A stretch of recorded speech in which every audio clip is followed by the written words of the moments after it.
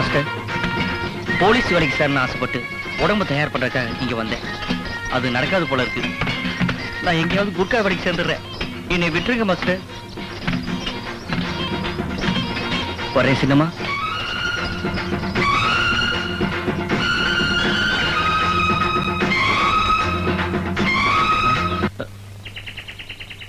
Class நின்ன எனக்கு பிடிக்கல. என்ன பிடிக்கலையா? எதுவுமே பிடிக்கல. எதுவுமே பிடிக்காம போக இப்ப என்ன பண்ணிட்டாங்களா? நீ வயசுக்கு வந்து பையன் தானே? கேட்ட கேள்விக்கு பதில் சொல்லியா? நீ